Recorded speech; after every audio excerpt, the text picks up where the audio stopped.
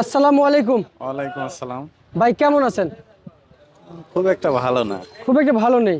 কোন জেলা থেকে এসেছিলেন? কুষ্টিয়া খোকসা থেকে। কুষ্টিয়া থেকে এসেছিলেন। আচ্ছা, পেঁয়াজ নিয়ে এসেছিলেন কত বস্তা? পেঁয়াজ 214 বস্তা। 214 14 বস্তা। বস্তা নিয়ে এসেছিলেন। আর ন্যায্য দাম কি আপনারা পাচ্ছেন? না, ন্যায্য দাম পাচ্ছে না। ন্যায্য দাম পাচ্ছেন না। আচ্ছা, এই যে বর্তমান যে পেঁয়াজগুলো নিয়ে আসছেন আপনারা, বাজার নিয়ে আসছেন, ন্যায্য দাম পাচ্ছেন না। আপনাদের আসলে কত হলে আপনাদের ভালো হবে? মিনিমাম 50 টাকা কেজি, 2000 টাকা মন হলে পরে কৃষকের পোষাবে। কৃষকের পোষাবে? এছাড়া কৃষকের পোষাবে না? জি না। আচ্ছা আচ্ছা, কারণ বুঝতে সার পারছি। আর ওষুধ বর্তমান সবকিছুর দাম বেশি এবার।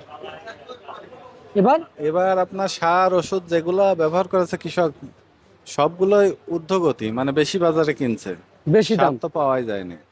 বুঝতে পারছি। একটু জোরে কথা বললেন ভাই। এবং একটু এই যে আমরা জানতে চাই যে মুড়ি কাটা পেঁয়াজ, আপনাদের মুড়ি কাটা পেঁয়াজ রয়েছে, মুড়ি কাটা পেঁয়াজ কি এখন পুরো শেষ পর্যায়ে? মনিকাটা আছে, আমাদের অঞ্চলে একটু কম হয়। এখনো মুরগাটা পেঁয়াজ মার্কেটে প্রচুর। প্রচুর। হ্যাঁ, আমরা এখানে আসছি, এখানে দেখতেছি যে আপনার বিক্রি হচ্ছে 18 থেকে 20 টাকা মুড়ি কাটে। আর হালি পেঁয়াজ 25 থেকে 28। হালি পেঁয়াজ 25 থেকে 28। আর মুড়ি কাটা কথা বলছিলেন? 18 থেকে 20।